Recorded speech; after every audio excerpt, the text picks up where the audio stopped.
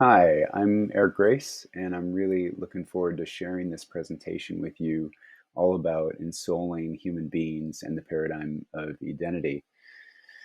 I thought I'd start a little bit with you, just sharing a little bit about my background and important aspects of my education and unfoldment as a human being and how that relates to um, the work that I'm going to be sharing with you here.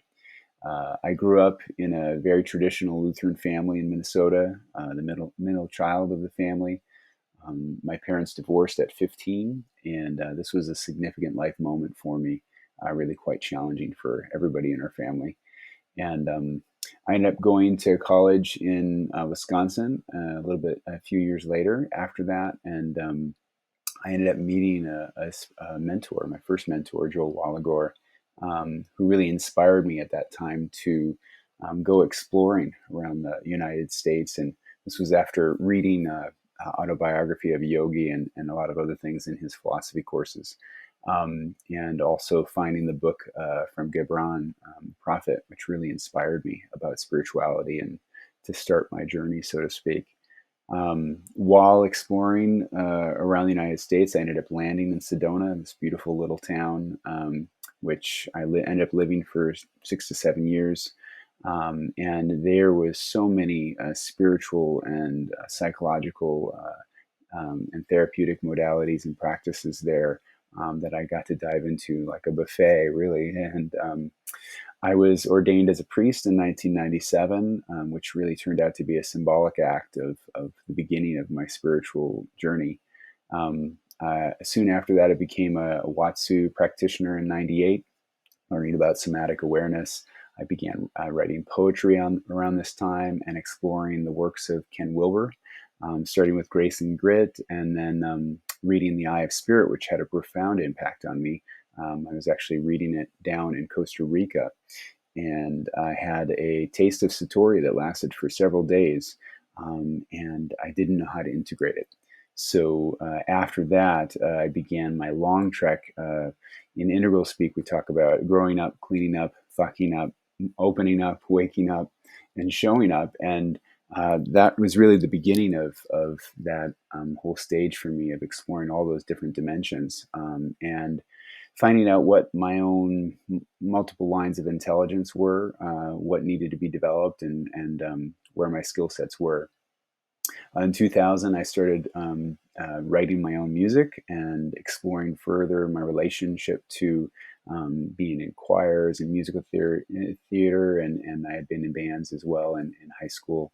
And this really launched at this point in 2000. It launched my practice as a singer and songwriter. In 2000, I also met and studied with Stace Barron, who's the founder of Identity, who I'm going to be talking about a bit more here, and also learned about the EBE process in its 1.0 version.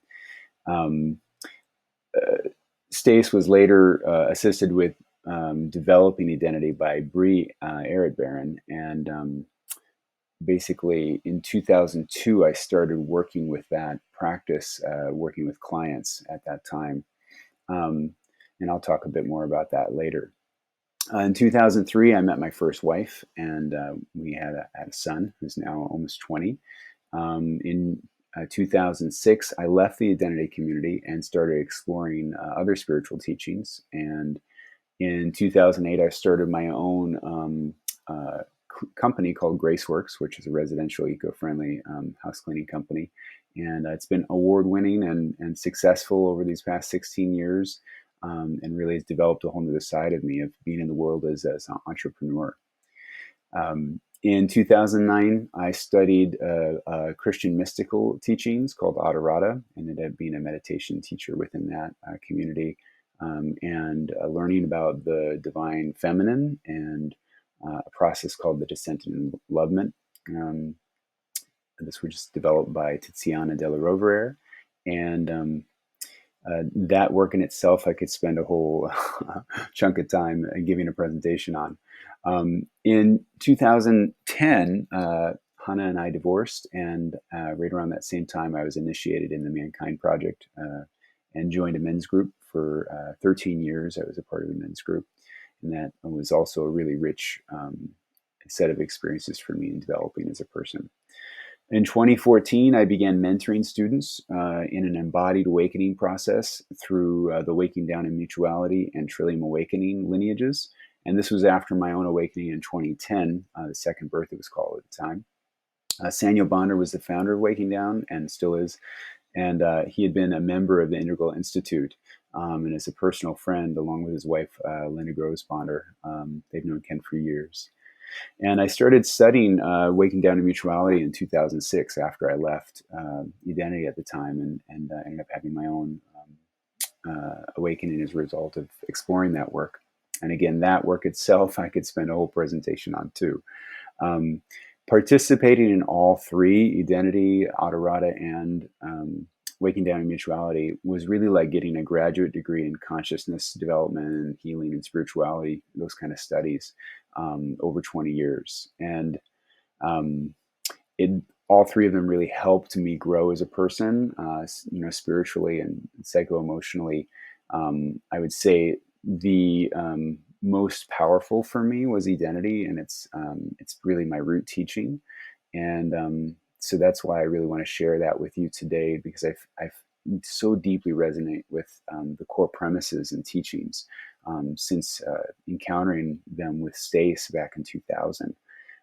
In 2017, I reconnected with Stace and Bree and started exploring the new version of where it's at now. And there's been some other things along the way since then that also have added to my experience of working with death, dying, and grief, being a Death Cafe facilitator, exploring with psychedelics, and presenting at the Psychedelic Conference in Ashland, all around MDMA and subpersona work. And then also starting the Holy Human House on Clubhouse, which is a transformational call series.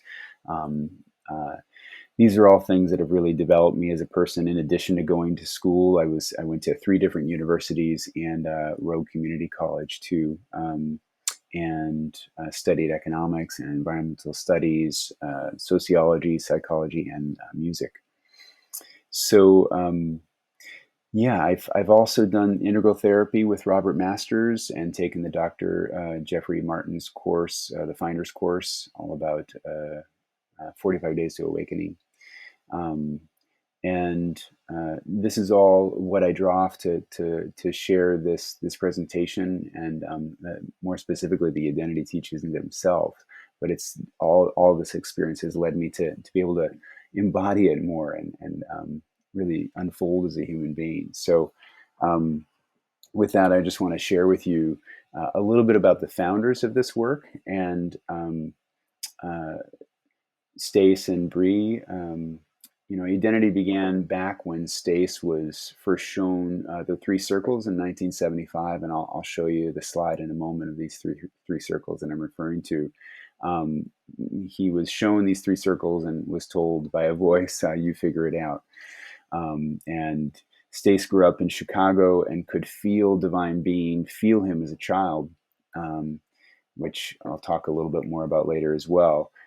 He also had a group of non-physical beings that were with him as guides until the age of 12, where they left for over a decade and came back in his 20s. And he was really surprised to realize that not everybody had this experience in childhood, both feeling divine being feel them and also having guides around. Stace also had psychic abilities that were available to him as a child and throughout his life. And really the next step of identity as a teachings unfolding came in 1989 when Stace saw the structure of the emotional body after a non-dual sagehood event. Stace had endeavored to enlighten sitting with a Korean Zen master named Hapsu, who offered a form of Zen in the Rinzai and Soto lineages. After Stace's awakening, in which Hapsu acknowledged and urged him to offer his own satsang, he saw this the emotive body inside of himself and also in others, and he was really surprised to see this and very curious about it. And not long after, a couple months after too, he also had divine beings show up again, and even closer in relationship with him. So He took both of these things back to his teacher and just asked for any feedback, and the teacher said either you're seeing something new or you didn't have a full awakening.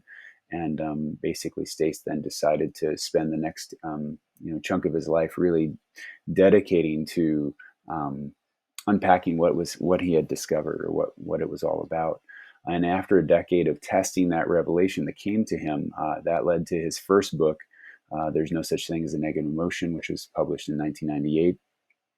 In the years since, there's been a lot of trial and error, a lot of heartbreak and remorse and inner growth as Edenity evolved. And Stace wrote several books since then too, as well as created a musical called Josie.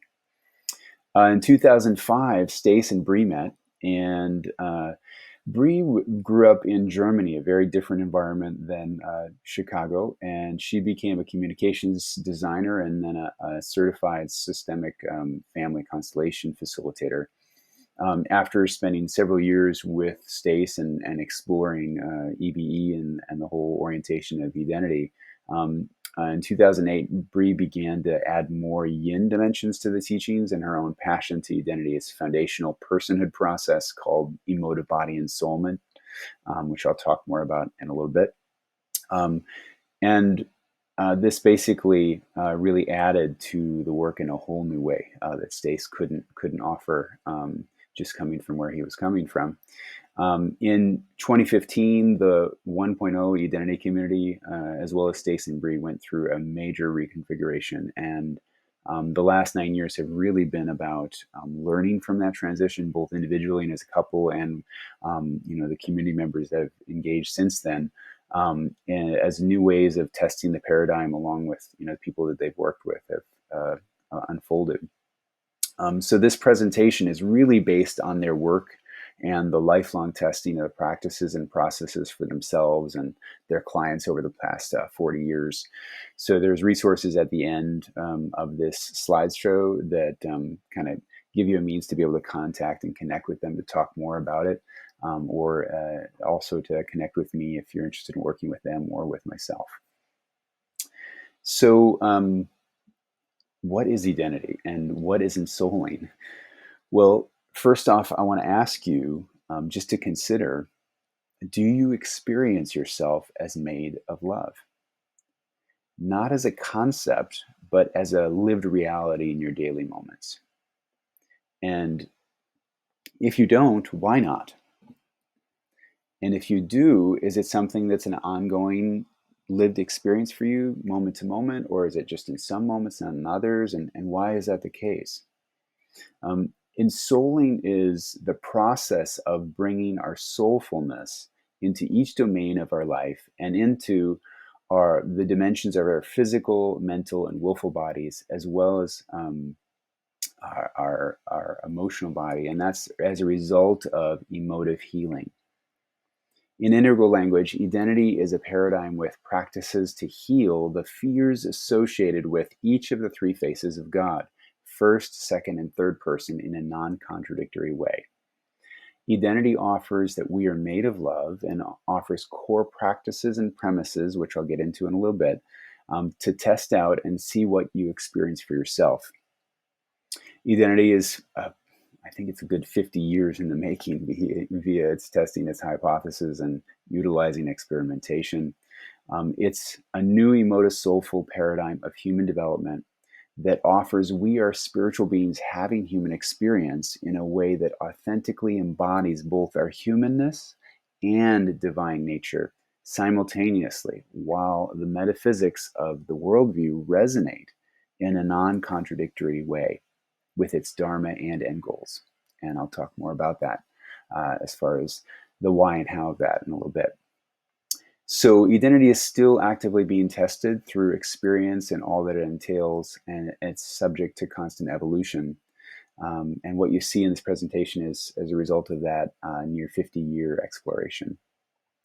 So here's the three circles I was referring to earlier, and this is a blueprint for religious, secular, and spiritual worldviews that Stace saw, that then over the years since 1975, he was filling in all the different teachings, kind of how they relate to the three circles. And I offer here that Edenity is a teal turquoise paradigm offering practices to help evolve and mature human consciousness to and through the teal and turquoise stage of development.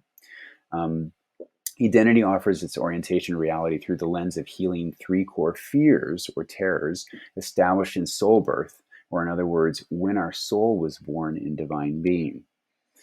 These three core fears or terrors are the terrors of being in the world, the terrors of not being in the world, and the terrors of non being in the world. Edenity offers such each set of terrors as having a path of healing via a unique hood. And you can see the different hoods here the three circles here. Personhood is really focusing on ego maturation or the healing of terrors of being in the world. And sagehood is focusing on ego dissolution or healing the terrors of not being in the world. And then sainthood is focusing on ego capitulation or healing the terrors of non being of the world. Here you can see how these three hoods relate to many of the familiar religious and spiritual as well as secular traditions and modalities and how they overlap. You can see here how Waking Down fits into that, and some of the pure Zen and psychology and Christianity and so on and so forth, and my own explorations with other works like Adharata, which would be kind of in between sainthood and personhood, and other things like that can fit on this map pretty well.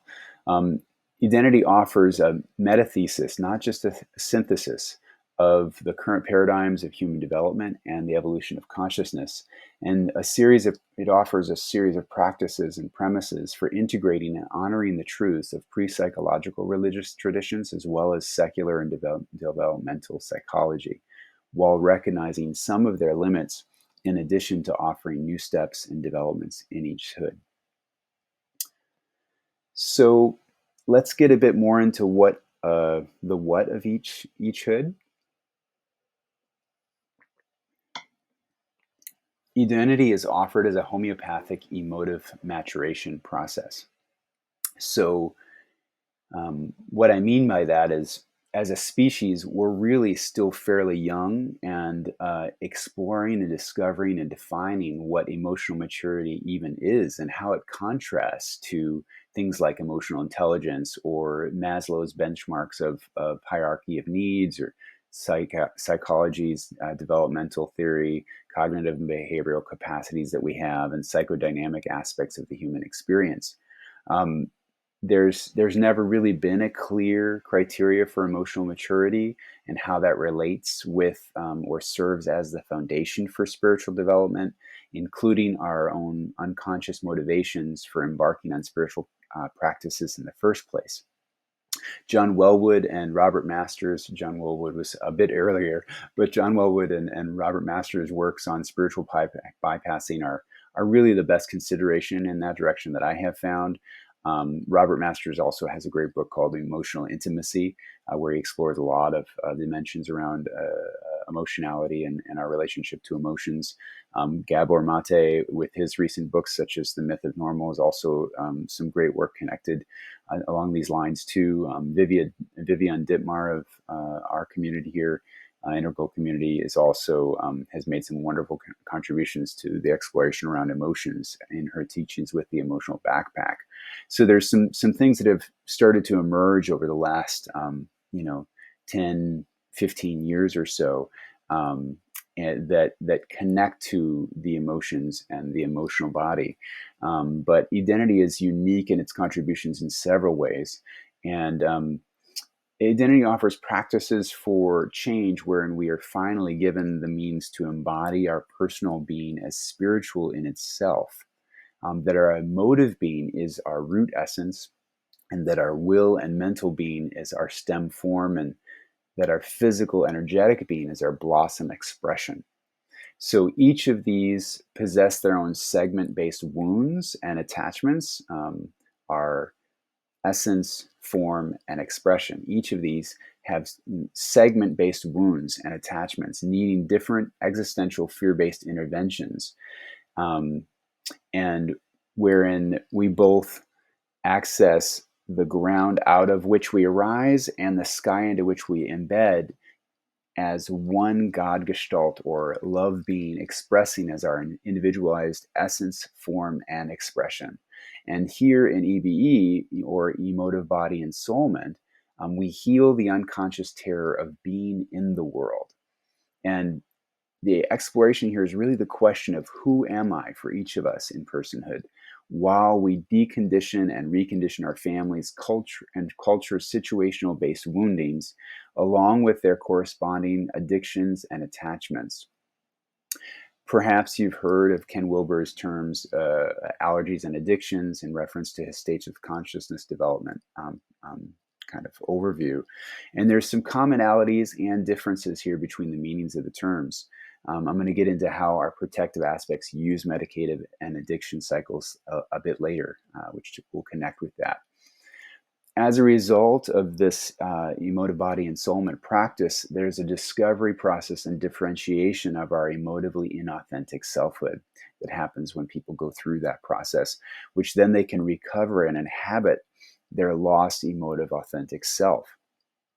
So it's a self-to-self authentication process here. In other words, it's a rise to the real in us that happens as a real result of doing this work. And Edenity offers that everything is real, and however, some things are realer than others. And that's really, through this process, it becomes more and more experienceable by the individuals of the levels of real, so to speak. The next slide here is talking about mental body ensoulment, which is really that Dharma practices to help access and feel and heal the terror of not being in the world. And in Edenity's Sage Dharma, there are parallels to some, but not all of the practices and orientations of Zen and Vipassana and other forms of meditative inquiry. And I'll speak to this more later. The question here in this hood is more around a focus of what am I? Here we de-dualize the mental body while ending its global rulership of our personal consciousness in all aspects of everyday life. This is no small feat. And here we shed existential level self-identifications that overattach to our personal selfhood. As a result of these practices, we liberate the deeper soul being to be able to inhabit all aspects of our personal dualized dimensions of life. And that's a contrast right there in Identity says, through the practice of MBE or mental body ensoulment, we actually free up a deeper soul being inside. Whereas in Zen, there's no orientation to the soul whatsoever. So I'll unpack more of that later.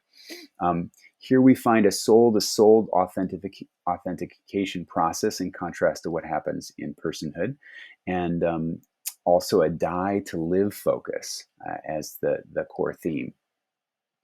Then we have, for sainthood, the willful body ensoulment, or WBE, as a practice. And here we're really focusing on healing the terrors of non-being.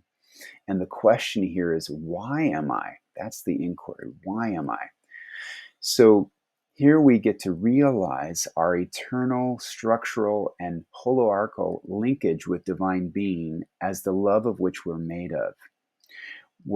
We explore here a surrendering process of our personal will and all our life efforts and outcomes with divine being.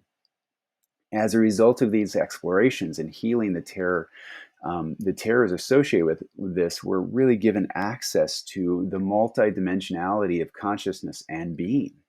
And in this Dharma, we are finding a soul to divine authentication process of unfoldment. So there's an authentication or becoming more real throughout this whole process in different domains and different dimensions of our being and of reality. And we learn to serve to love, or serving the love of our being as part of divine being within it. And the offer of the identity here is really the opportunity to heal the unconscious terrors of each hood in one life via these three dharmas of EBE, MBE, and WBE. And so now we're going to get into a little bit of the why and how of each dharma. But first, I want to talk about some core assumptions that exist for identity that I think are important to illuminate. Um, First off, is these assumptions are based on what identity sees as foundational for human consciousness, at least to the best of our experience so far. Stace and Bree and all the other people that have explored this work, including myself. Um, the first assumption here offers that human consciousness is essentially emotive, not illusional, willful, mental, mindful, energetic, or merely produced from brain activity. And this is a huge assumption and quite different than so many of the different paradigms that are out there right now. And it really replaces, or at least offers that it's a replacement for all the previous philosophical and psychological assumptions of our basic nature, whether that's the I think, therefore I am, or I am flesh, therefore I am, or I am one, therefore I is impersonal, which is more Hinduism's orientation, or I am innately sinful, therefore I am unworthy, which is Western religionism's orientation, or I is no thing, therefore I am not, which is more of the esoteric Buddhism. All of these core assumptions are replaced with a new counterintuitive governing dynamic based in the we feel, therefore we are, which is this is our fundamental capacity of consciousness, which is essentially emotive in nature, that which represents the fundamental quality of human consciousness, we're saying.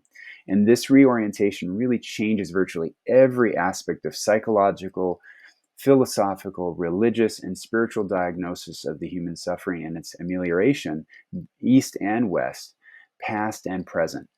Identity offers for this for you to consider. And the second assumption here is just as important, and it's the assumption that we are wholly responsible for the content of our unconscious and how it rules our conscious world and all of our values and their expressions, especially our spiritual ones, to the degree we're not aware of and not working with this truth, that is. So, unhealed, this particular element unconsciously leads us to toxically seek out and attach to philosophical and psychological and spiritual teachings and teachers as the basis to self identify with, whether that's integral or anything else that's out there. And that imparts a mature self authority, never emotively imbued in us from unhealthy parenting. So, I'll get into this a little bit more here in the next slide. The third assumption is the personal self-consciousness or ego is divine in its intrinsic nature. It's neither an illusion nor originally sinned, and thus is not innately impedimatory to spiritual maturity. And this is just as significant. All three of these are just huge in their ramifications for if they are really true. In that way, our personal being doesn't need to be redeemed of unworthiness, ignobled, rendered an illusion, melded into oneness, reunited with God, or transcended actively enlightenment or passively through presence. We are structurally already home spiritually in our being and only need to learn to be able to emotive soulfully experience that fact. At least that's what identity offers here. Identity sees the ego is the relationship that self has with self and secondarily with the world. It is more of a verb than a noun, but due to unhealthy parenting and social conditioning, we experience it more as a noun until we embark on the process of healing and deconditioning and reconditioning ourselves. The ego in identity's picture of things is not evil, something to break through mentally or willfully craft towards perfection or to transcend as an illusion. And this is quite a different take than our pre-psychological religions, spirituality, and secular humanistic orientations of our time. However, identity sees our ego as either relating with self or others in healthy or unhealthy ways in any moment. Again, in order to undergo the practices of identity, it can be helpful to consider its core three premises tied to the assumptions. We're emotive beings first, we're responsible for our unconscious, the personal self is sacred. Now, I'm going to unpack each of these a bit more before I dive into their applications. Again, I want to reiterate that Edenity holds all of this as potential truths to live into, not as any absolute truth. So it's more of an invitation for you to explore and see for yourself what you find as you explore these teachings and potentially go through the process yourself. So, number one, what if we're emotive beings first, then willful and mental and energetic beings and physical beings downstream of that? Well, how would that change what we went about aiming to bring about for transformation and healing? And I really invite you here to consider all of the therapies and modalities that you're aware of for transformation and change.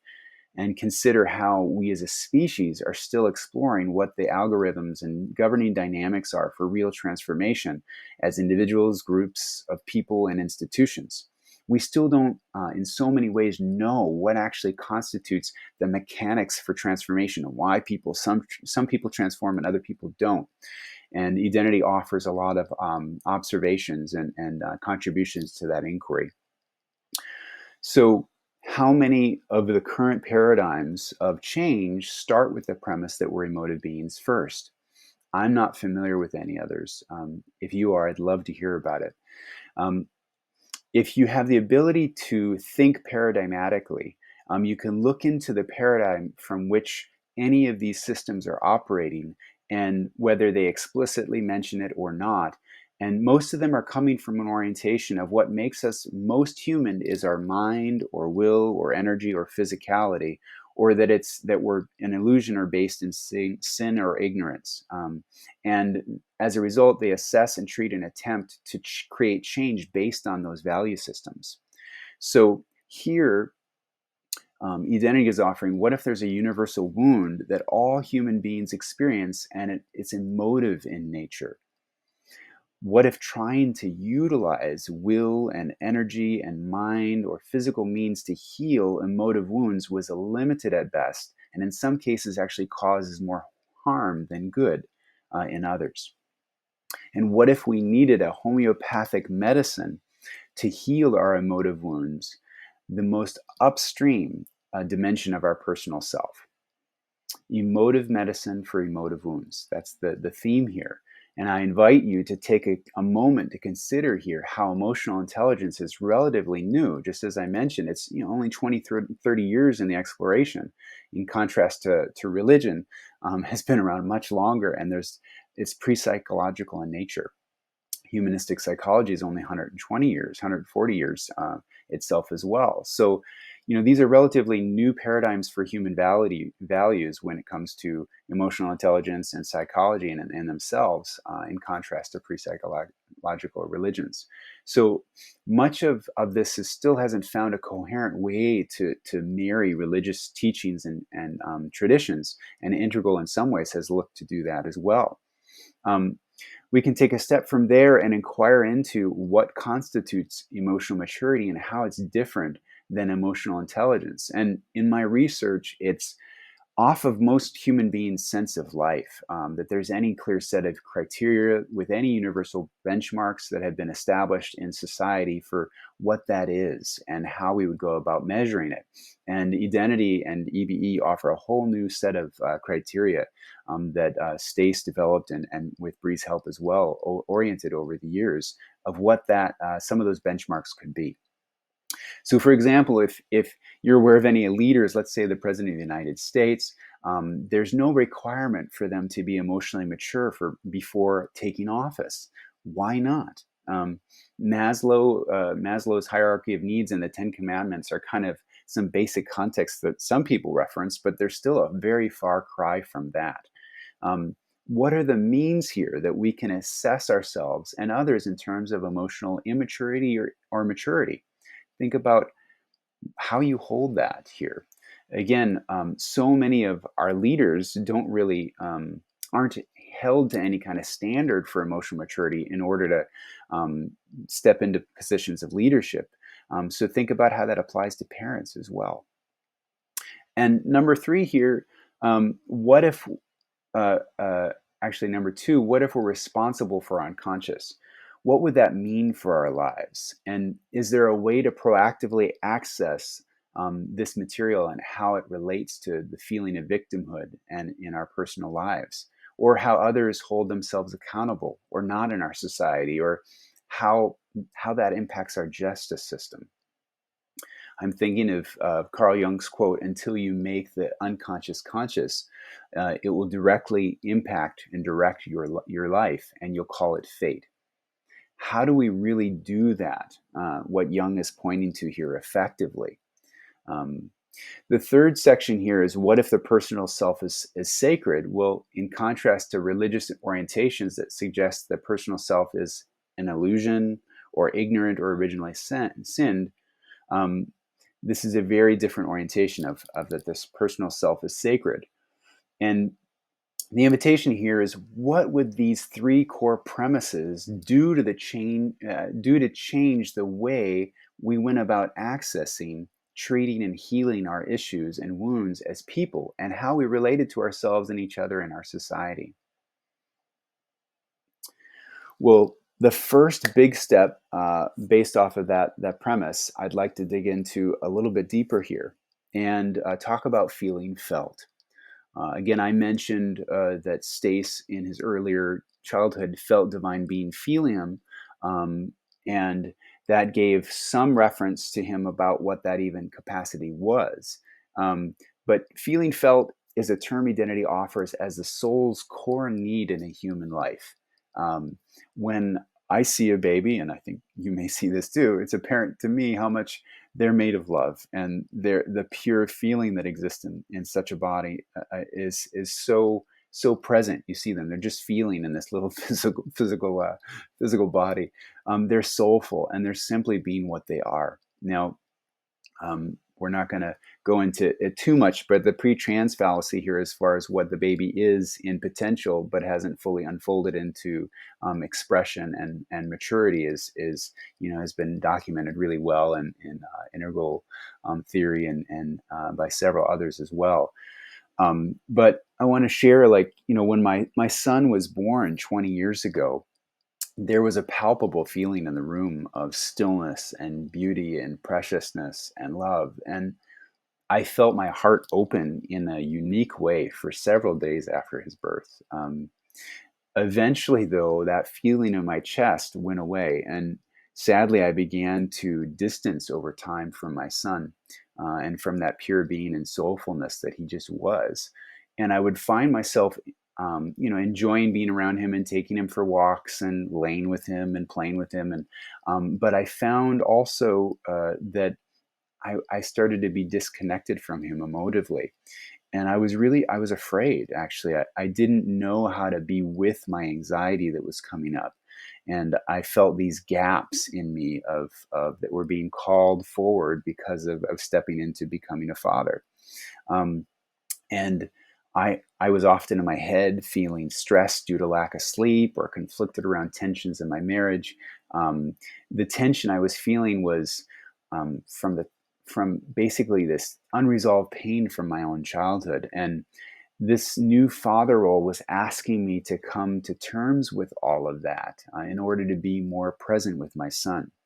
And I wondered, how do I address this pain so I can really show up for him and be more present in my life in general? And as children and as souls, what if we really need to feel felt as the norm in our day-to-day lives here? Now, both as my son, his needs, and my needs as a child growing up in my family, to be able to feel our caregivers feel us and what we're feeling, why we're feeling it, while we're feeling it, as the ground of relationality. What if this notion of feeling felt goes far deeper than any of our modern day understandings of what empathy or sympathy is? And if that's true, since we couldn't feel our caregivers feel us as the norm, what if we develop aspects, protective aspects of ourselves that cover over our more authentic and emotive and soulful nature? In that sense, we begin to start strategizing to minimize rejection and maximize approval and acceptance by unconsciously taking on the reality of our parents and their conditioning while displacing our own inner felt soulful reality. And now this development in us as children over time creates a sense of disconnect and unworthiness in our being, and much of it is unconscious to us. Much of it is settling into our emotive reality before our mental capacities even come online. Now, these feelings then get compounded as we grow older and encounter a society that's much more mind, energy, and will focused and physicality focused rather than essentially love, emotive, and soul based. And as a result, aspects of us aren't allowed to really feel what we feel. And then we protect our vulnerability and inner realities from being known to others and even to ourselves. So if it's true that we're emotive beings first and we couldn't feel felt as the norm with our parents, we can't digest reality existentially and situationally. And then we begin to uh, contract at a primal level of the heart, in our heart field of our being. And that's where our soulful core is. Our soulful emotive nature can't fully express then as a result. And this hurt really builds and eventually forms as a reservoir of feeling identity, which then builds and forms other feeling reservoirs such as anxiety, the hurt, which is the fear of future hurt, and anger, which is basically that rising up, a boiling up of trying to say no to what's causing all the hurt and anxiety. Since we can't feel our parents feel us, those feeling reservoirs have nowhere to go. They're stillful in nature. And as a result, then we form an innocent control function to hold our feeling world at bay from contacting the rest of life because it was so painful with the hurt and anxiety, the anger building up. And so the upside of this protective aspect forming in our being is it learns to utilize our will and mind and energy to navigate life to survive. And the downside is that it's at the cost of our feeling and soulful dimension of who we are at the core. As a result, more feeling reservoirs develop inside of us, such as depression, shame, and a pervasive existential level of unworthiness and disconnectedness. In the best cases of childhood, we have parents that are doing their best, they're loving us in all the ways they know how, improving from what they've experienced, sharing their world with us, and that helps some of our soulful essence express and show up in our lives. In other cases, as children, we are severely neglected and abused, adding layers of trauma on top of the core wound of not feeling felt, which then those traumas can't be digested easily, and we lack the foundation of parents that cared for us well and certainly who couldn't feel us. In both cases, though, the inability to have someone around where we could feel felt to help us digest and what our experiences in life is a universal human wound. So everybody shares this.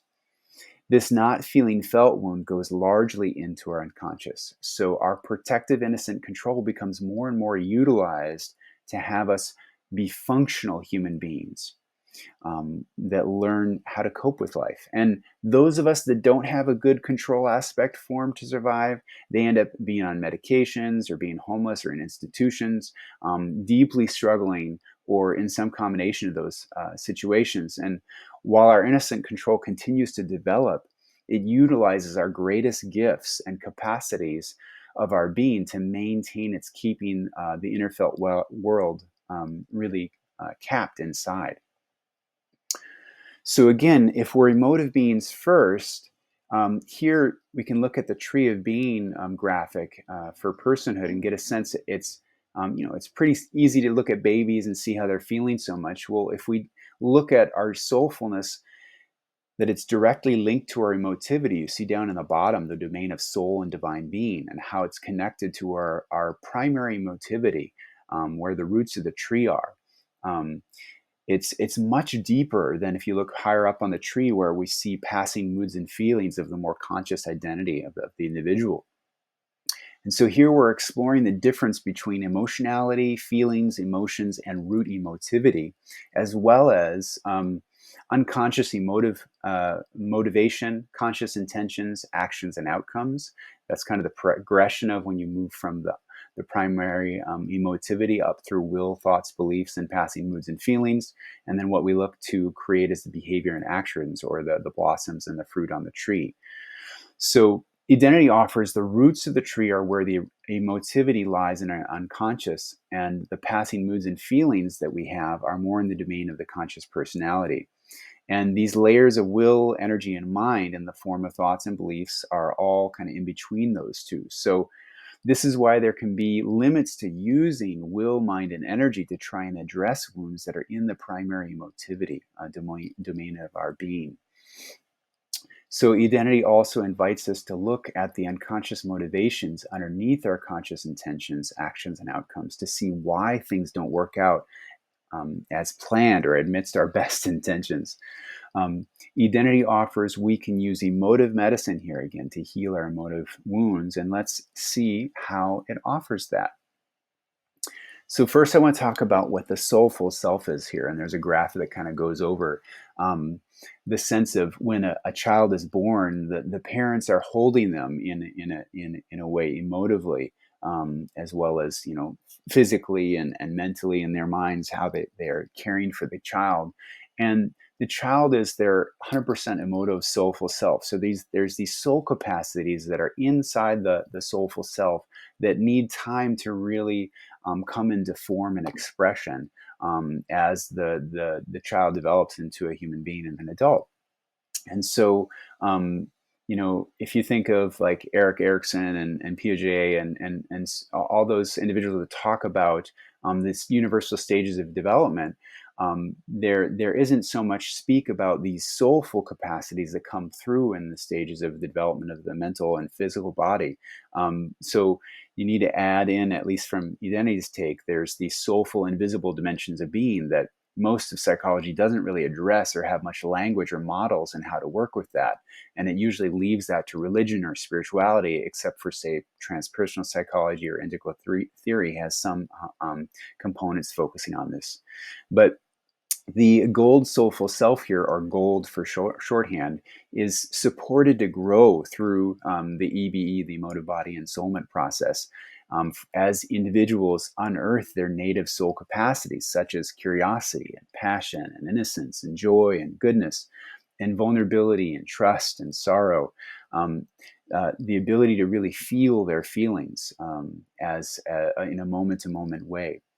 The core subpersonas form from not feeling felt go through a transformation. And as I mentioned, the initial hurt that establishes as that aspect of oneself is connected to and there's a relationship built, there's a progression of having the capacity for more vulnerability in life, or for anxiety to transition to being able to have more trust with life and oneself, for anger to transition to have more passion and the ability to tell the truth with conviction. Um, as our innocent control is worked with, there's more flexibility, changeability, and ability to manage life's moments and sequence them without repressing feeling. As we work with the depression subpersona, riskability and creativity come online. Some of the soul's gifts expressing in those ways. Our shame, as we work with that internally, we find new orientations of awe and wonder and innocence in life. As our unworthiness and disconnect are worked with in this process, we have access to our innate joy and innate goodness come online more and more fully. So the soulful person really has significantly grown their capacity of all of these and their ability to live in the unknown and the mystery of life as a result of healing in this work. And I'm going to get into all of the how of that in a little bit. But I also want to talk about the protective self. And here, again, if you don't have parents that can feel you as the norm, this will develop as a result. And again, we say it's a mix of green and gold here in the picture. You can see it's 30% emotive, soulful self and 70% protective self. And that's pretty much the norm of what happens for individuals. Again, this is largely unconscious and it's a mix. We can't always tell what is what inside of us. Here, the green aspect is our protective self. That's a shorthand green for the protective aspect of us that developed as a response to not feeling felt with as a norm with our primary caregivers. and in the environments in growing up, which arose, um, basically our protective aspects arose out of love for the self, but they're unable to transact personal love, those kind of bandwidths with the self or with others, because the protective aspect utilizes will, mind, and energy to move through life rather than allow life to move through the individual. So the protective aspects formed as a preserver of your present personality in response to the fact that you needed to become a false version of yourself due to the lack of nourishing emotive validation in childhood. And the protective aspects form into four main structures in each person, which I'm going to get into. However, the way that they express themselves externally in our lives and how that relates internally with the subpersonas that we'll be discussing in the next bit here is really utterly unique to each person. And since the protective aspect is holding back our essential soulful nature and our soulful feeling, we can't thrive. So, to move from a stage of surviving and striving to thriving, it's really essential to work with the protective aspects and our subpersonas that live in the emotive body. At least that's Identity's offering here. And it takes a lot of work to hold back the dam of all that feeling for our protection. And so our protective aspects need fuels in the forms of life configurations, beliefs, attitudes, energies, and substances to give it strength to hold all of the undigested reality, feeling reality in. And sometimes this shows up as codependency in relationships, fundamentalist orientations to life, whether that's around atheism or spirituality or religion or anything else as far as absolutes. Escapism and spirituality, enlightenment attainments, drug and alcohol abuse. There's so many dimensions of this. Sometimes it's much more subtle as far as attitudes and beliefs that are held internally in energies. This is really where our addictions and attachments show up and why. It helps buffer the protective self to keep it in place. So much of the suffering we experience in life is a function of this not feeling felt and the incongruence of our inner feeling realities and the ways they keep covering, the protection keeps covering it over, and then what we do in order to keep it covered over. So much human suffering results from that. Our protective aspects then usually hold a feeling of guilt, dread, victimization, and certainty as a result of this whole structure being in place and reasonably see no way out in the unconscious. We literally can't feel real as ourselves, which creates an emotive terror in and like a constipation of the soul. We can't know, see, or feel ourselves as we really are. And this creates a lot of conflict internally. And as a result, we've kind of lost our true shape of who we are as beings until we begin to turn towards our unconscious and get to know our protective aspects and the emotive realities that they cover over. We do our best to survive and strive in our day-to-day lives. And only when we begin to relate with these aspects inside of ourselves can our protective aspects begin to find relief, and our emotive realities can begin to land in our new soulful sense of self. And this really frees up more of our soulfulness, brings joy and compassion and curiosity online and aliveness in our daily lives. And, it's taken me many years to heal the parent pain that I was carrying, that made it so difficult to be emotionally present with my son initially when he was born, and getting to know my innocent control and the emotive realities inside was really essential to that process. So I want to ask you, can you remember being born? Do you remember when your innocent control came on, when that was? Was it 3, 4, 5? How it started to respond to the life realities with your parents and those closest around you? What was that like for you? So I want to get a little bit more into what is the protective self. There's 4 aspects here, and the protector is really the part of you that is the first layer of your protection, emerges from the innocent control subpersona, which we'll talk about a little bit more. And again, due to not being able to really cry or feel what we're really feeling, while we're feeling felt consistently, growing up, this aspect basically has a function of making sure that everything stays safe and secure in your life, usually through the lens of reducing emotional risk and avoiding being vulnerable, in childhood and in relationships. What is safe and secure for one person may be opposite for the other. So there's no formula for that. It's really unique to the individual as they go through the process. But the protector is really the first expression of your control subpersona that looks to create an energetic shield, using will and mind and energy between your emotive world and the outside world. And it utilizes different forms of control to manage life situations. And as the name implies, this aspect is seeking protection at all costs. Think of it as like a guardian of the gates of a castle, making sure that nothing is really deeply emotively risky in nature comes in or goes out. And with the other protective aspects that we'll be discussing, it doesn't have the capacity to feel and respond to with compassion, to the emotive subpersonas that are within the individual, which we'll talk more about. It can only really take action and shut down feelings, dominate over them, or distance from them. For example, pointing out a very real protective aspect in a romantic partner as a distraction to not be honest and vulnerable with how scared one actually is of being rejected, or to stonewall in the conversation, not become vulnerable, are just a few examples. Now, the provider is the aspect of your protection that utilizes addiction patterns and medicative dynamics as a buffer to cover over feelings that it isn't able to deal with. So think of like a teenage babysitter that is watching over several different aged kids, that are all having emotional crisis in one way or another in a house over the course of the day. And this babysitter is not an adult and doesn't know how to really be there for the kids, and yet is on duty to do so.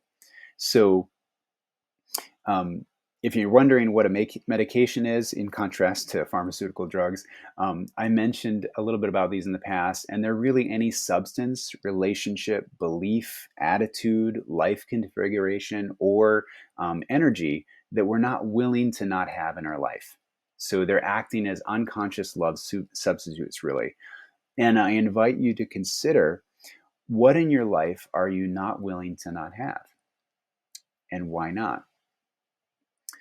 For example, the provider aspect here may look to eat sweets, one might did, to try and take care of their hurt subpersona. They could also utilize sex and exercise to reduce the anger subpersona's tension. Or it might look to romantic partners and the codependence of the bond to assuage the depression subpersona's emotive conflict. Or for anxiety, and the subpersona of anxiety, the provider might look to movies or coffee to reduce its distress. And the provider can also use belief systems like organized religion to try and keep shame hidden or covered over. And now, none of these ways really work to fully address the emotional congestion that the subpersonas are carrying, as only a compassionate relationship with them will, and feeling them. That's the only way that they're going to find the healing that they long for, and be able to digest the life that they couldn't digest earlier. So the provider aspect doesn't know how to do this and is usually exhausted, like the teenage babysitter, trying to make everything go well on its own. Meanwhile, it never wanted to be in the caregiver in the first place. So it needs medicative and addictive fuel supplies to try and address the emotive congestion, as it can't supply real love to the emotive subpersonas. And for each person, how this plays out is really unique. It takes time to get to know this aspect, and help it see it's no longer alone, to really recognize that there's an individual. This is the gold. When the provider can see there's the gold aspect in the individual, it can start to have new experiences. And then it doesn't have to tend to all the emotive congestion because there's someone else showing up to be with that. So when someone's there for the first time to help it out in all that it's pretending, it can really start to be open and trust the unknowns that are inevitable with life. And that's one of the beauties that comes with working with that aspect. The punisher now is the aspect of your protection that has some similarities what you find in pop culture with IFS, internal family systems, or voice dialogue that refers to the inner critic. However, Here we see it holds all the judgments of self and others, and it's usually very bitter and holds the repository of our resentments and frustrations of unmanifested dreams. There's a tie, a really strong tie here between the punisher protective aspect and shame subpersona. Their relationship can span multiple domains like in sexuality, money, romance, passion, purpose, spirituality, and so forth.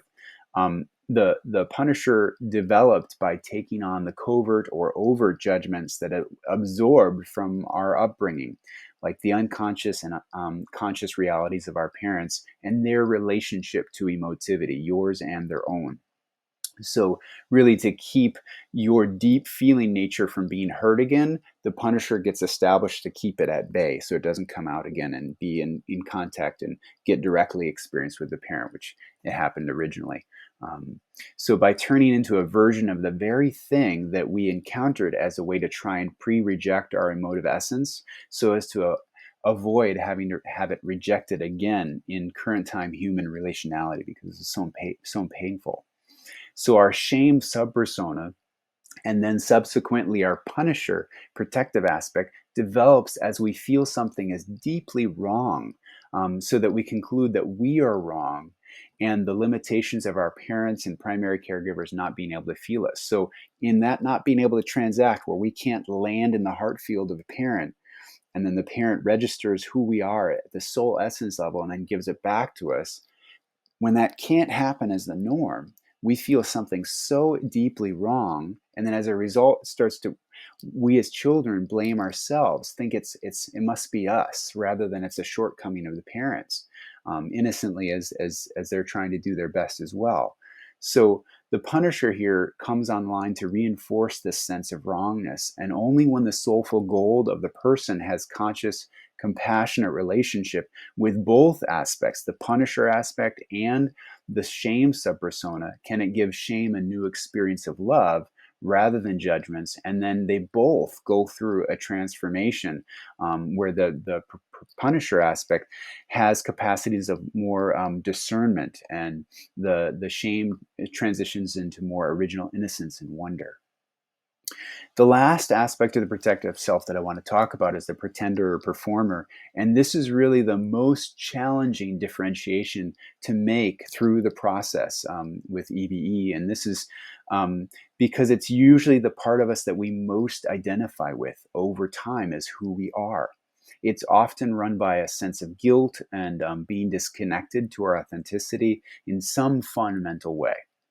So this aspect is always hiding a fundamental aspect of our soulful nature that there's no reference in our childhood to have had it reflected back to us. So it's completely off of our sensibilities, and as a result, we're then disconnected from it and then performing or pretending in our life, because there's a disconnect at the root of that.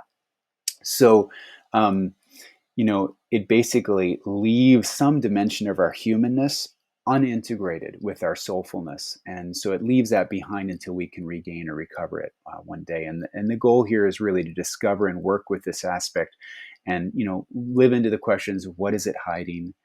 What does it do? Does it have difficulty being with what it is? Um, it usually wants to change the way the world is on the outside, not anything inside. That's one of the mechanisms of how it operates internally. And it usually feels guilt over how the parents saw them. It has an orientation of this is what is. So there's a certainty, and it tries to change the outside to avoid the guilt it feels. It often employs truth and service dynamics to keep from being vulnerable. In other words, it uses truths, real truths about reality, to keep deeper emotive realities from coming to the surface, to experiencing oneself and to allow others to see. And usually, our deepest agony in the form of our core unworthiness is inside all of that. That's being held at bay, that comes up to the surface when you work with this part. So, a few examples of truth and service themes or core declarations of defense expressions from the pretender or performer aspects would be like, people just don't go to the depths in themselves necessary to ever be able to really know me, or life on earth will never support my needs, or men are emotional cowards and never open up to true vulnerability. And those that do appear to do so are not really opening up. They're just broken little boys looking for mommies to save them. Or one of the biggest themes here, because you can find it kind of goes through all of those, um, is the pretender or performer is always carrying a sense of victimization. So we look for that in the work of finding out where that sense is, so that we eventually can connect and contact the subpersona that really was the victim in life, earlier on in childhood, and not feeling felt and having our soulful nature reflected back and connected to in us. So once the pretender performer aspect is unburdened of what it's been hiding and doing all this time, it can then be fully known for who it really is. And as a result, a new humility emerges as a seat of being of the person. So all of these protective aspects really go through a transformational process over the course of relating with them, and an integration occurs into your more soulful essence as an individual as they learn to trust the gold soulful self that comes online, that really gets to know them over the course of the process, as well as the emotive subpersonas and the emotional congestion that they're holding. Those emotive subpersonas, they're in emotive realities that until they can feel felt, they can't digest the reality that they're holding. And it's not easy to go through this process, because it feels like, especially for the protective aspects, they're going through a loss of identity in the process, and it can be really quite difficult to sort through the dread and the judgments and the guilt and the self-hatred, which unearths a sense of disconnected and unworthiness. That drives all those identities and those roles. So just remember that the motive here of all these protective aspects is driven by love. Given where we are as a species, again, EBE offers that we can make a transition here of 70% protective self and 30% emotive, soulful self. And we can flip those over the course of the uh, emotive body ensoulment process. So it switches it to 30% protective and 70% soulful self. So there's a new seed of being that shows up in the person as a result. So what is the protective self here? Again, um, the structure of it, with divine being holding us and our emotive soulful nature coming out of divine being, and then our protective self is inside of us, and it's kind of covering over the emotive wounds here. And again, there's a mix of green and gold in our conscious personality until we really consciously work on differentiating that inside. But the movement here is, as you work with the protective self, it's transitions over into having all of those wounds come out into the emotive soulful self, the gold, by feeling them and connecting with them. And those capacities, those soulful capacities that I talked about, really come online with conviction and vulnerability and trust and so on and so forth. And the protective self gets more and more concentrated inside the identity of the individual, and they can relate to that aspect more clearly as a distinct um, uh, subset of the individual. So this is something that really happens through the process, and through developing a relationship with these protective aspects. It's not trying to break through them or use psychedelics to override them, or that they're an illusion or that they're bad or wrong. It's actually through honoring them and loving them and negotiating with them in a respectful way, and seeing why they came online in the first place and what they're protecting and why.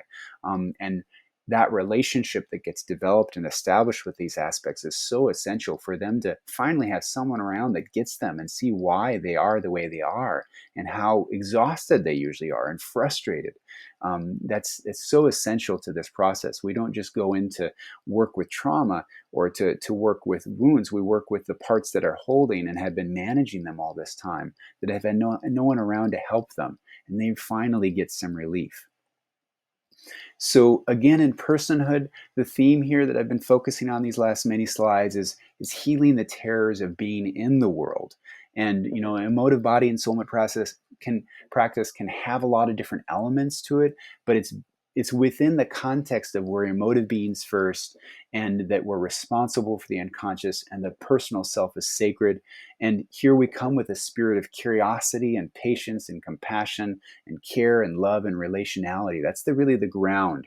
And there's many different aspects, whether it's somatic awareness and journaling, or using art and music and dance and dialogue and conversations, or couples facilitation or group facilitation or one-on-one, exploring pure relationships and all that comes out there, and relationality.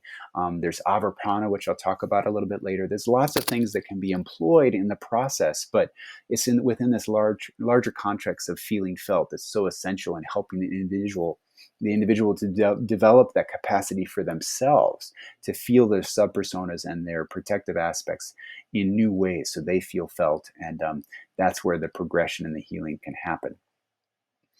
Now, sagehood is a very different track, and it's so important to hold these three hoods separately in a way, and see the progression as distinct movements for the individual. Now, sometimes in a personhood work for an individual, things can come online that connect to sagehood and sainthood, definitely for the unfoldment. But there's a real value in seeing the distinct dimensions of each dharma here, and in the sagehood or mental body ensoulment process, we're really focusing on the healing of the terror of not being.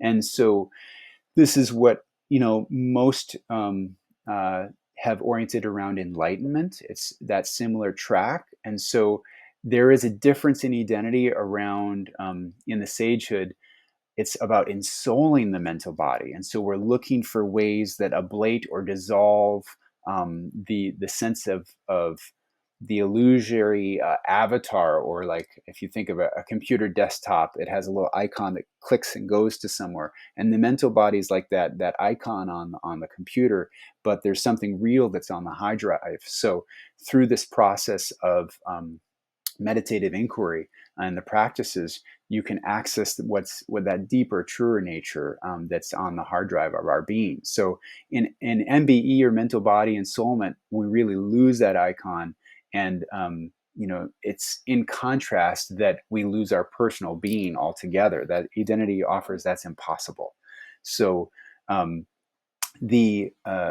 Edenity's mental body ensoulment process, the impermanent mental body based version of the personal self is wiped out forever from being, but a permanent seed of soulful personal being returns after, and is liberated to then abide in nominal phenomenological expressions. And for Edenity, this is the deathless, innate personal center of being that does reincarnate through time in different clothes of incarnative identity, which we'll unpack a little bit more in sainthood as well. So ensouling our mental body is the means to discover in our own personal experience that which the mental body never touches. And the mental body can never know anything except that which falls within its governing dynamic, imparting to us a world circumscribed with dualistic operational parameters. And it screens out that which pre-exists our mental body based alias of personal self, and preventing our ability to ever fully experience the mystery from which the essence of our existence and our being arises. Now, Edenity offers a few sage-based practices, metablation, which offers a deeper and broader context based on mindfully learning how to watch one-based thought streaming and zero-based gapping more from our actual seat of being, found in the soul domain. So here, not from that icon-based version in the mental body, but really it's the ability to metabolate our more authentic soul-based consciousness, which is curated in emotional body ensoulment. So that sets the ground in a way prior to doing the MBE process, where consciousness is then more deconditioned and disembedded from the rulership of our strategically inauthentic, emotively immature being. Through EBE, that happens, and that frees up more space. In one way, emotive body ensoulment is like emotional zen. And this prevents then using later enlightenment as a defense. Like when we talk about the protector, the performer and the pretender, that aspect can use things like enlightenment as an attainment to actually distance from the emotive wounds that are there, and that connects to our that spiritual bypassing that I mentioned earlier, that other people have talked about as well. Um, a few other sage practices include avarshana and whiteboarding. In avarshana, you're not trained to only watch impermanent thoughts and feeling reactions arise, blossom, and dissipate from within you, but instead you first learn to experience hard dualistic impermanencies outside of you first, directly in a new way. Depending on our temperament, avarshana can help us arrive at the inner zero-based or place more quickly. So we're looking to find the gaps in between thought moments. We can access that more quickly and hold it far longer than traditional vipassana meditation.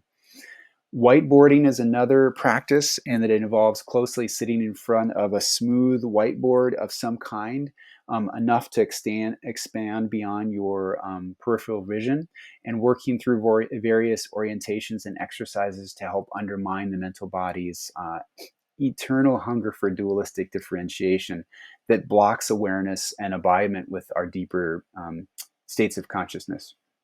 Overall, using a combination of all three modalities addresses a balance for most people's idiosyncratic skills and challenges. But another sage practice is radical catalysis, which takes us on a personal inquiry of learning to subtract senses of our being we're actually not. So, how labeling of objects of perception numb us to their actual nature. So, journeys exploring the difference between the actual deeper nature of existence and experience, and ways to navigate moving our being and consciousness from oversaturated states of experiential obesity to healthier states of pure existential fitness. In true and abiding MBE or mental body ensoulment, every moment becomes a beginner's mind of not knowing. Every breath a beginner's breath that knows not if the next breath will come. Each emergent moment, the tender seed of a future blossom that aches to push through the soil of its arising birth to an unknown destination of expression. Here's where we see nothing and everything as the same, and we experience reality as a unity of connected pieces, but not as a unity of connected pieces, but as a constantly emergent arising of itself, where we feel sorrow and joy as identical, arise from our bed and go to sleep in the same moment, are born, die, and reborn in the same breath for all eternity. In that way, we finally embody an experience wherein that which we cannot hold holds us, that which we cannot know knows us, and that which we can never be lives as our truest being. So, in addition to these elements around sagehood, there is a contrast between what traditional in non-duality circles and orientations to the trans-dual, the non-dual, and in Edenity, there's the pre-dual, which is held as the divine yin dimension of divine being, which is the stillness of not. And here again, we're healing the terror of not being as a precursor for readiness to address the terror of non-being and sainthood. So the aim of sagehood practice in Edenity is to thus access what Edenity calls the pre-dual ineffability, that it cannot be described because it's a not experience, but through the meditative practices of meditation, avarshana, whiteboarding, radical catalysis, you can access more and more, be freed up to be in the non experience, so to speak. So, again, there's from a meta perspective, mental body ensoulment progresses through 5 stages. Here, we move from an I am I, and that is that. So, self and other, self object, subject object dimension, to a that is I is only I, to then a that and I is only that, to a not I and not that is, and then an I is and I isn't, and that is and that isn't. And then there's those 5 stages correlate to 5 realizations. Inside the self, experiencing all else is outside the self. Inside the self, experiencing all else is also inside the self. So the in and the out are connected in that way. Outside the self, with no one inside to realize one is outside the self. Outside the self and experiencing everything else is inside the self. And then inside the self and outside the self at the same time. That ought to blow your mind, so to speak. Here, those realizations correlate to 5 experiences: a presence of consciousness, a presence of absence of consciousness, an absence of presence of consciousness, a state of neither presence nor absence of consciousness, and an abiding state of both presence and absence of consciousness. And those 5 consciousness orientations then relate to orientations of openness without any hope, choice without any expectation, action without any impulse, direction without any compass, and life without any center. So here again, the key teachings are moving from an either or orientation to an and that links really that and that's found here in sagehood grounds in the readiness for doing the sainthood work when we talk about non-being and a blending, which I'll get into more here in a moment. And there's some distinctions that are made also from now when we talk about the now teachings that are out there, being in the now compared to being in the present versus no time versus authentic emotivity. So again, since this is all based off of Stace Barron's, we feel, therefore, we are assumption and core orientation. Edenity offers something very different than what non-dualists call the now, which is actually only the present, where our dualistically imparted time sense falls away to reveal a doorway through which we begin to experience a breath of evelonic eternity, not as endless time, but as no time. So that present is only one step out of the room of dualism, still standing on the doorway prior to the true mentalized self-subtracting now.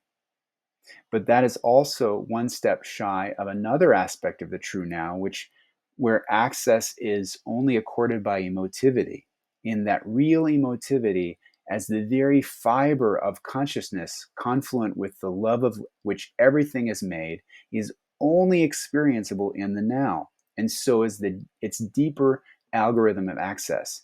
In that way, the true now is accessible as a presence where only emotion priorly cleansed of unconscious inauthenticity can inhabit it. So again, in EBE, we're doing a lot of that, but then it's a whole nother level in sagehood of being able to access our more authentic soul nature through doing these kind of processes.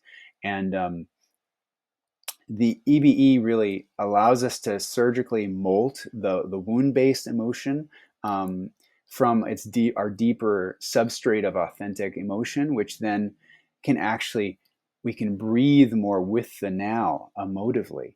And the ensoulment of our mental body here is thus the means to discover in personal experience that which the mental body never touches. The mental body can never know anything except that which it imparts to us, to a world circumscribed by its dualistic parameters, and that really screens out, which pre-exists our mental body-based alias of personal self, and preventing access to the pre-dual mystery of yin divinity when we talk about the pre-dual and the divine yin. So this really links the no deity and the deity paradigms via a common thread of emotivity as essence.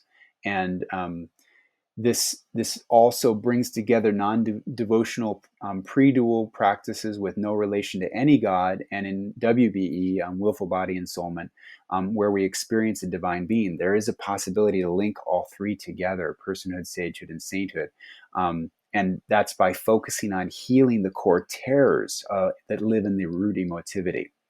So again, no manner of simple introspection or extrospection will liberate us from the yoke of our mental body's slavery, because both modes are part of that which must be lost to ever know that what we do not know. So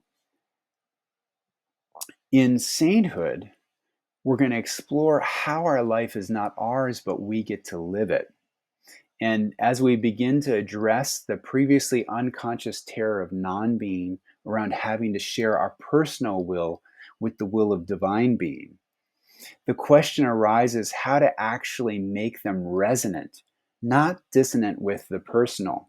Has always been taught. There's been this contrast of original sin, and we just basically capitulate our will over to divine will. And here in EBE, we find out what healthy personhood, root emotive based will is that comes online. And so there's a whole bunch of questions that come from this whole inquiry. Is you know if there's even possible to have a resonance with divine will and personal will, like what does that look like?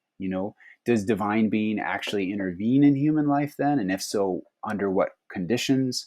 And if it does, how does more healed personal will relate to that, versus being unworthy before God, if we're worthy before God? And all of those questions are only, of course, theoretical until we acquire the ability to personally experience divine being, as well as experience a deep-seated sense of personal worthiness inside. And that's, really only possible when we go through these kind of processes to experience both directly and not just as a thought experiment.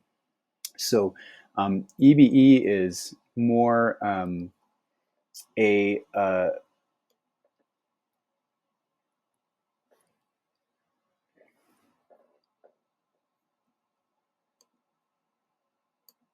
sorry, my slides are doing something different here. So one moment here while I pull this up. My mouse just died.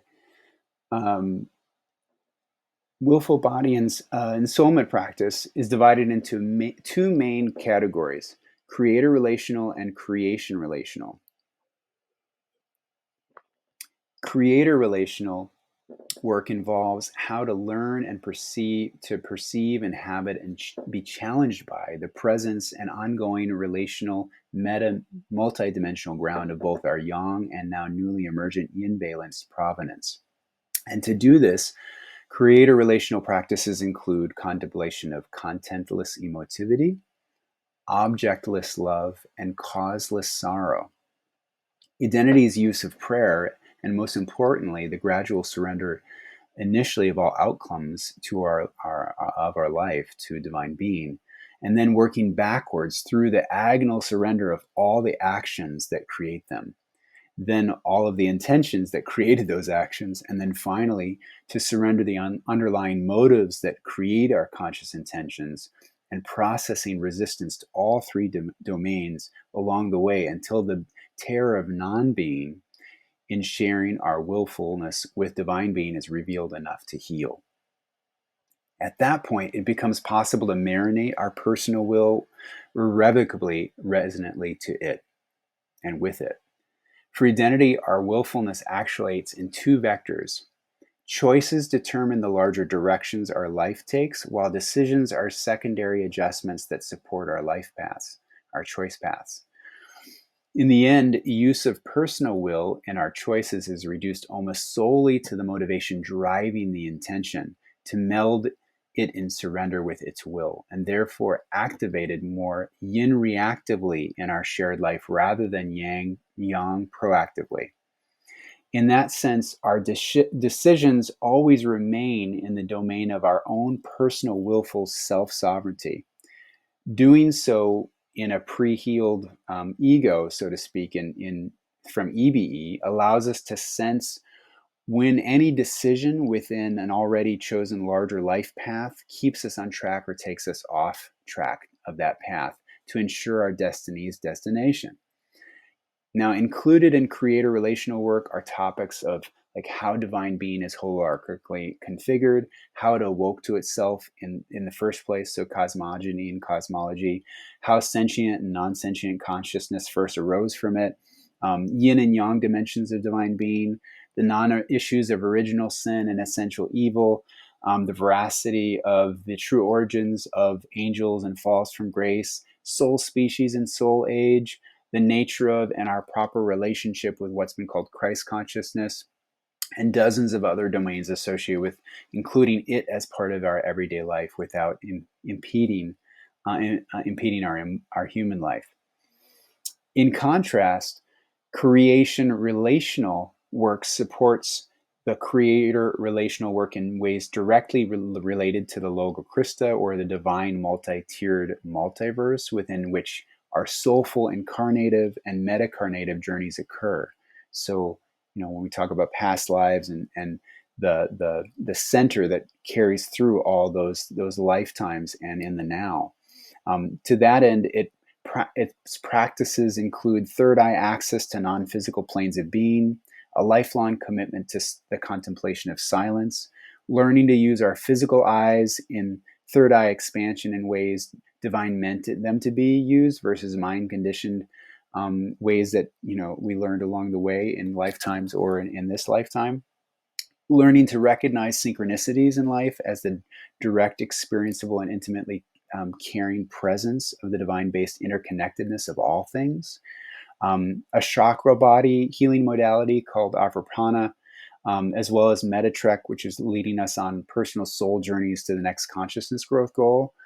And learning to hear and feel the voices of nature, animals, and the guiding ethers, and the whole domain of karma and its true algorithms, and discovering whatever capacity we may possess to heal physical disease with our heart of soul-based touch, hands-on healing. Edenity also offers group prayer and inquiry and exploration of these dimensions in a structure called nicknamed Vespers.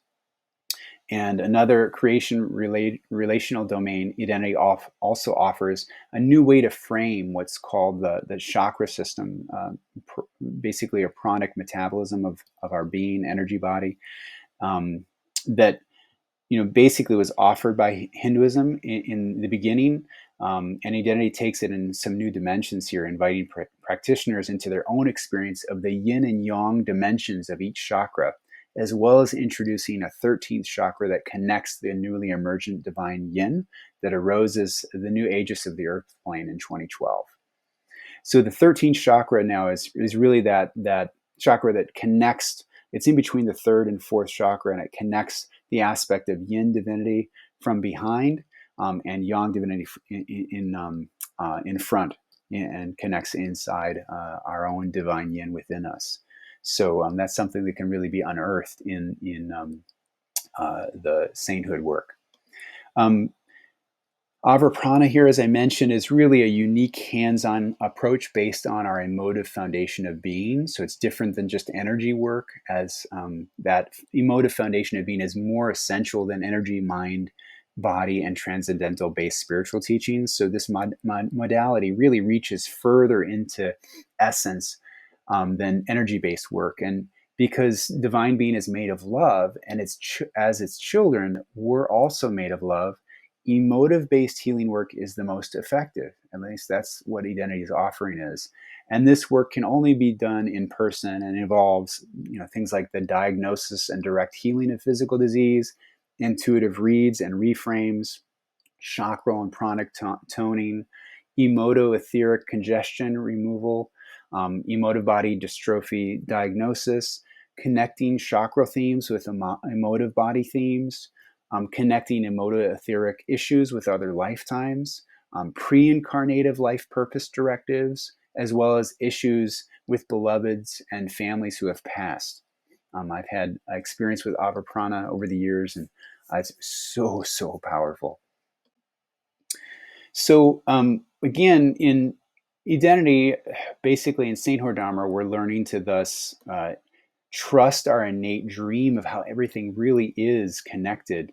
And, you know, that all of our lives have intrinsic meaning as a gift to divine being to learn about itself through our whole on consciousness. And in that way, we unically attract to ourselves, not yonically manifest by will, but that which is our highest good for soul growth, which is never pleasant to the unconscious protective based aspects, our protectors. Usually it's really quite difficult for them, which we need to help them with over time. And in Willful Body Ensoulment, we can learn not so much how to better love others, but how to serve the love that we're both made of and feel for ourselves and others, where love itself is served in all ways with others, not to others as any kind of altruistic duty, but as an unconsidered heartful cup runneth over. So as we emotively evolve and mature as who we are in personhood and what we are in sagehood and why we are in sainthood and attain all three embodiments in one lifetime, the distinction between the personal and the spiritual really blurs. And we're induced into the state of Edenic enheartment or Atma Brahmesh, as Edenity offers. Such a state is akin to what we experience after death and between lives, but still while alive in earth, where our former underlying governing dynamic to change in life based in innate lack and scarcity is replaced by a seamless fullness where everything is seamlessly God, nothing is not God, and consciousness is just love reflecting itself in and as all things. This happens as our localized earthen identity abides within that which is upstream of it, our non local eternal soul identity revealed as it effortlessly and holoarchically communes with all that is, simultaneously retaining a personal holonic sense of being. How about that? Really, it is possible through these practices, these dharmas of EBE, MBE, and WBE, or personhood, sagehood, and sainthood, to heal these core terrors that live inside of our soul, that came about from birthing in divine being and then playing out in all of the different subsequent lifetimes that we've had and in this lifetime, and how that's seeded in certain dynamics from not feeling felt. Those things are carried over and planted through our current life dynamics with our parents and not feeling felt. So there's practices for each of the hoods here, and I've gone over them already, of some of those dimensions for each of the different hoods. And so if you'd like to explore more, you're welcome to. The resources here I want to share with you, contacting me to dive into this, or just welcome your feedback on the presentation. Any thoughts or questions or comments, those are most welcome. Here's my website you can find me at, and also to be able to go to the Holy Human House, where there's bi-weekly free calls and conversations, open soulful group inquiry.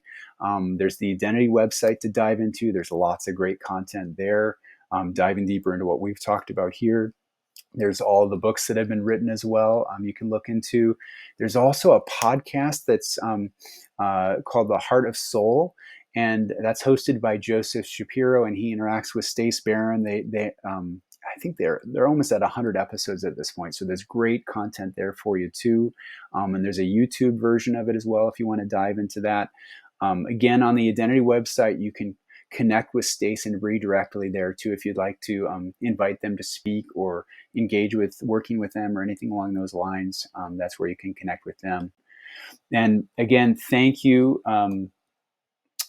I'm wishing you a blessed journey. Thanks for taking the time to listen to this presentation, and I hope it was valuable for you.